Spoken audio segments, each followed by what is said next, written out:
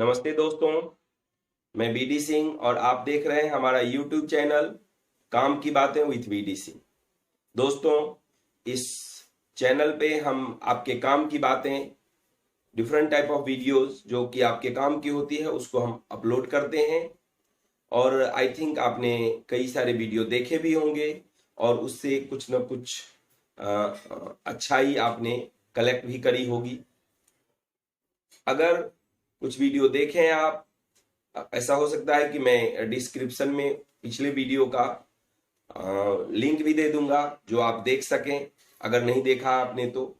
और मैं आपसे रिक्वेस्ट करूंगा कि उस वीडियो को देखने के बाद जो उसमें अच्छाई है उसको लें और क्या बुरा है या क्या अच्छा नहीं है उसके लिए आप जरूर हमें कमेंट करें, सो दैट कि हम इस चैनल में और भी कुछ सुधार लाने की कोशिश करें या सुधार ला सकें।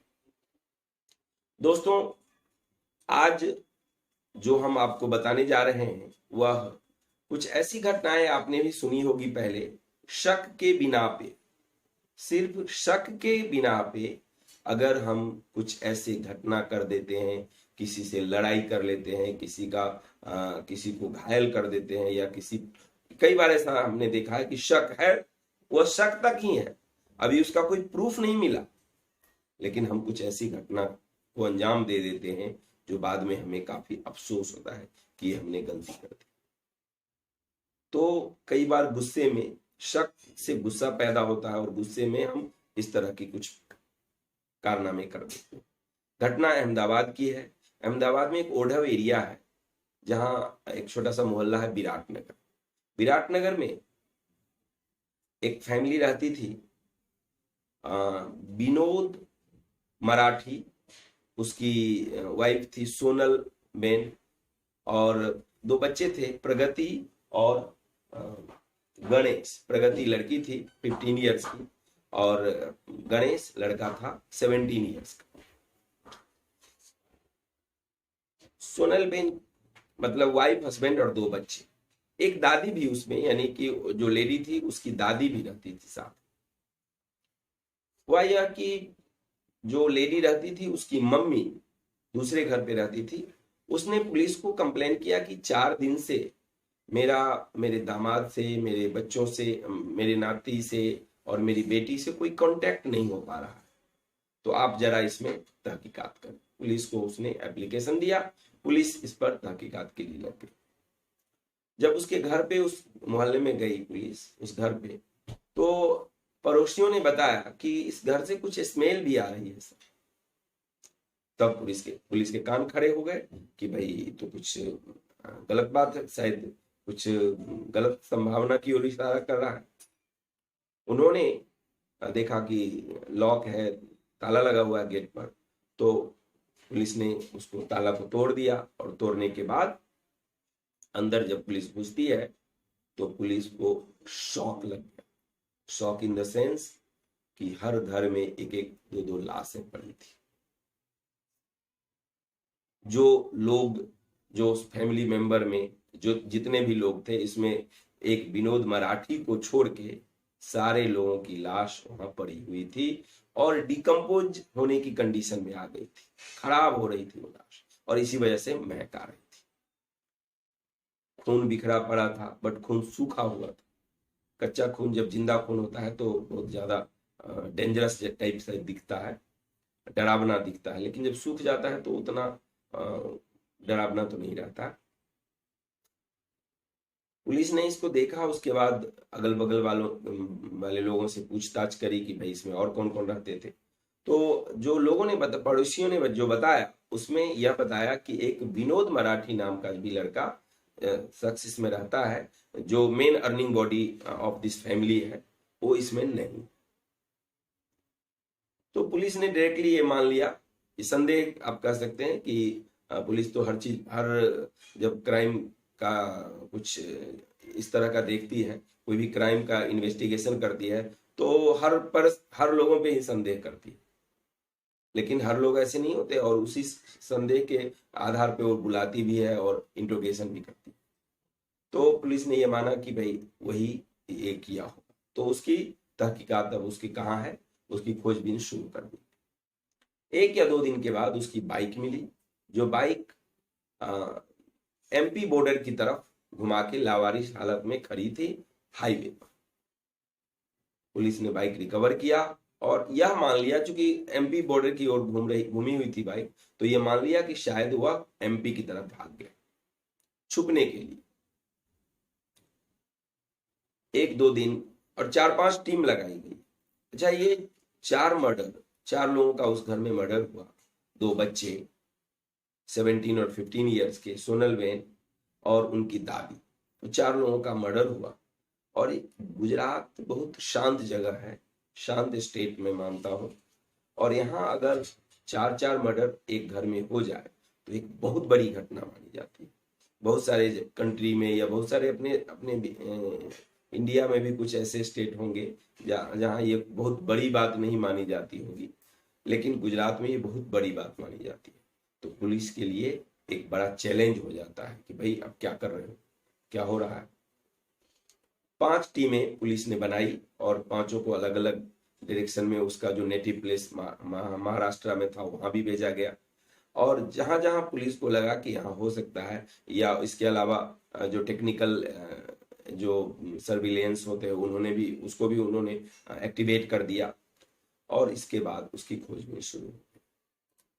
2 और 3 डेज के बाद वह एमपी से महाराष्ट्र की ओर अपने नेटिव प्लेस पे जा रहा था, तो वहीं से उसको पुलिस ने अरेस्ट किया और घर लाया, यहाँ अहमदाबाद लाया।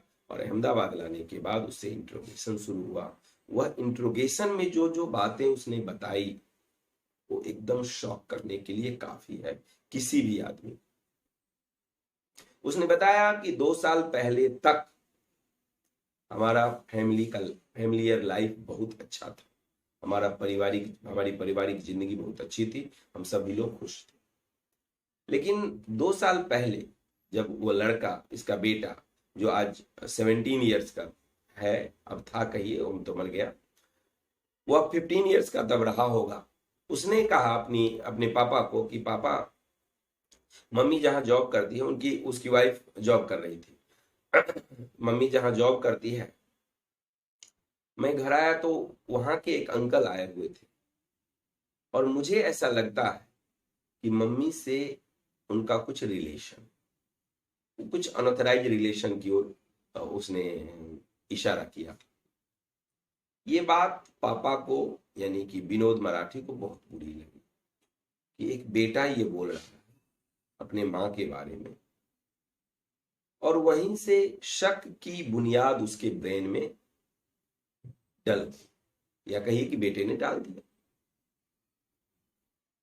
वह अब तहकीकात करने लगा अपनी वाइफ का कि ये कहाँ जाती है, जहां जॉब करती है वहां किससे किससे बात करती है, इन सारी चीजों पर। लेकिन 2 साल में उसको कोई एविडेंस नहीं मिला, परफेक्ट एविडेंस, जिस आधार पे ये कहा जा सकता है या वो मान लेता कि इसका उस आदमी से, जिस आदमी के बारे में उसने बताया था उसके बेटे ने, नाजायज ताल्लुकात हैं। तो ये मिला नहीं उसको। लेकिन वह प्रयास करता रहा, और जैसे जैसे नहीं मिलता था ये चीज, वह पजल होता जाता रहा, हो जा रहा था, मतलब उसका गुस्सा एकदम भड़कता जा रहा था। वह इस तरह की घटनाएं जब ऐसा होता है तो लोग जब एविडेंस खोजने चलते हैं तो लोग की इच्छा ये होती है कि जल्द से जल्द हमें एविडेंस मिल जाए, सो दैट कि हमारा अपना काम आसान। उसको एविडेंस कुछ मिला नहीं। ऐसा उसने देखा कि उसकी वाइफ उससे भी बात करती है, बट उससे रिलेशन है यह कंफर्म नहीं होता। लेकिन उसके बावजूद उसने डिसाइड किया कि भाई अब हमें डू एंड डाई करना ही, इसका फैसला हम कर ही लेंगे। अभी 4-5 डेज पहले की बात है, या 1 वीक हार्डली, वह आया घर पे आके अपनी बेटी को उसने पान मसाला लाने के लिए भेज दिया, बेटा को श्रीखंड लाने के लिए भेजा। श्रीखंड एक मिठाई होती है, बहुत सारे लोग जो गुजरात से बाहर के नहीं जानते होंगे, गुजरात में ही ये मिठाई ज्यादा से ज्यादा देखी जाती है, खाई जाती है, बनाई जाती है, और टेस्टी मिठाई, लिक्विड टाइप की मिठाई, टेस्टी होती है। तो बेटे को उसने श्रीखंड लाने के लिए भेज दिया, और वाइफ को बोला कि भाई मैं तुम्हारे लिए कुछ गिफ्ट लाया हूं, सरप्राइज गिफ्ट, तो तुम जो है सो आंख पे पट्टी बांधो, फिर मैं तुमको दिखाऊं। वह बेचारी अननोन, मालूम कहाँ कि कौन सा गिफ्ट ये लेके आया। उसने आंख पे पट्टी बांधी, और पट्टी बांधने के साथ साथ वो एक बड़ा सा नाइफ लेके आया था, छुरा लेके आया था, जो बेड के नीचे छुपा के उसने रखा हुआ था। उस छुरे से उसने उसको बहुत सारे वर्क, बहुत सारी बार स्टैब किया उसने। 3-4-5 वॉर में ही वो लगभग डेड हो गई थी, मर गई थी। लेकिन गुस्सा इतना ज्यादा उसके अंदर था कि उसने लगभग 30 टाइम्स उसको छुरे मारे। और उसके बाद जब मर गई पूर्णतया, तब इसका गुस्सा शांत हुआ, जो कि पिछले 2 साल से इसके अंदर जमा था। लेकिन इन द मीन टाइम उसकी बेटी पान मसाला लेके आ गई, और बेटी ने देख लिया। तो जब बेटी ने देख लिया तो अब इसके पास उसको आंसर देने के लिए कुछ था नहीं। इसने नाइफ लिया और 15 वार इसने अपनी बेटी को, जो कि 15 साल की लड़की प्रगति, उसको भी ऑन स्पॉट इसने मार दिया। तब तक बेटा आ गया श्रीखंड लेके। सोचिए, श्रीखंड मैंने बताया आपको बहुत अच्छी मिठाई होती है, लेके आया होगा तो रास्ते में ये सोच के आ रहा होगा घर कि जाके अभी हम भी थोड़ा खाएंगे। थोड़ा मैं इस तरह की सिचुएशन में इमोशनल भी हो जाता हूँ। छोटे छोटे बच्चे, उसने वो आया और देखा, सीन को देखा, और देखता क्या, जब तक ये तो समझ भी नहीं पाया लड़का, तब तक उसके ऊपर चाकू से वार उसके पापा ने शुरू कर दिया, विनोद मराठी, और वह भी मर गया। इसके बाद उसकी बूढ़ी दादी, I think more than 70 years की, वो इसकी दादी सास बोल सकते हैं, सासू, उसको भी उसने मार दिया। और इस तरह से 4 लोगों का मर्डर करने के बाद उसने घर में ताला लगाया, जो कुछ पैसे वैसे लिए, मंगलसूत्र अपनी वाइफ का ले लिया, सो दैट कि अब आगे तो अब अपने आप को छुपाना है, कैसे छुपाएं। मर्डर इतना आसान तो होता नहीं है कि मर्डर करने के समय गुस्से में तो कर देते हैं लोग, लेकिन उसके बाद की जो कंडीशन होती है वो बहुत ही भयानक होती है। शायद लोग उसकी कल्पना नहीं कर पाते हैं पहले, इसीलिए मर्डर करते हैं, मैं ऐसा समझता हूं। वह वहां से मोटरसाइकिल, अपनी बाइक उठाया और भाग। तो भाग के यह सूरत गया। पहले तो उसने बाइक लगाई, एक जगह लगा के बस पकड़ा, बस पकड़ के सूरत गया। सूरत में उसने मंगलसूत्र बेचा, और मंगलसूत्र बेचने के बाद कुछ पैसे अरेंज किया, और फिर उसके ब्रेन में यह आया कि जिस आदमी की वजह से मैंने अपनी पूरी फैमिली को मार दिया, वह तो अभी जिंदा ही है। तो वापिस अहमदाबाद आने लगा उसको मारने के लिए। लेकिन फिर उसके ब्रेन में कुछ दूर आने के बाद उसको लगा कि शायद अगर मैं वहां जाऊं, अभी तो पुलिस सर्च कर रही है, तो थोड़ा सा माहौल शांत होने के बाद हम जाएंगे, क्योंकि अभी तो पुलिस पकड़ लेगी हमें। उसको भी अंदाजा रहा होगा कि ऐसा ऐसा हो सकता है। वहां से वह इंदौर चला गया। इंदौर में 1-2 दिन रहा, और उसके बाद उसने प्लानिंग करी कि फाइनली अपने नेटिव प्लेस महाराष्ट्र चले जाएंगे, जहां उसका घर था। और वहां जाने के लिए उसने बस पकड़ लिया था, और पुलिस ने उसमें वहां से उसको अरेस्ट किया। उसके पास, सोच के देखिए दोस्तों, उसके पास इसका कोई एविडेंस अभी तक नहीं मिला कि उसकी वाइफ का किसी से गलत रिलेशन है। इसके बावजूद उसने वो कारनामा कर दिया जो एग्जैक्टली गलत रिलेशन होने के बाद भी नहीं करना चाहिए। अभी तो ये वेरीफाई भी नहीं हुआ था कि उसका गलत रिलेशन। दूसरी बात, छोटे छोटे बच्चे, उसने पुलिस को बयान दिया है। बच्चों को पुलिस ने पूछा कि बच्चों को तुमने क्यों मार दिया। शक एक पर था दोस्तों, और मर्डर उसने 4 की। एक शक, वाइफ पे शक था, डाइवोर्स दे सकता था, बहुत सारे रास्ते थे, उस रास्ते को उसने नहीं अपनाया, मर्डर का रास्ता अपनाया। उसको लगा शायद ये शॉर्टकट रास्ता है। तो पुलिस ने पूछा कि भाई तुमने अपने बच्चों को क्यों मार दिया। कहा कि मेरे मर जाने। 2 रीजन उसने दिया। एक रीजन तो ये कि अगर बच्चे तो देख लिए थे तो हम तो बच नहीं सकते थे। अब अगर बच्चे जान ही गए तो उनको पता ही चल जाता कि पता ही चल जाएगा कि मुझे उसने श्रीखंड के लिए और पान मसाला के लिए भेज दिया और मम्मी को मार दिया इसने। और दूसरी बात उसने कही है, ये तो देखिए ऐसा हम गैरों के साथ करते हैं। हमारे खुद के बच्चे ने हमें क्राइम करते देख लिया, अब हम बच्चों को मार दें, कितना अजीब लगता है। हमने क्राइम किया है तो बच तो सकते नहीं, तो बच्चों को इसमें हमें नहीं इन्वॉल्व क्यों करना। और दूसरा जो रीजन बताया, एक तो ये दुश्मनी टाइप का रीजन होगा कि हमारे किसी आदमी ने देख लिया जो मेरा दुश्मन हो जाएगा तो अब हम उसको मार देंगे।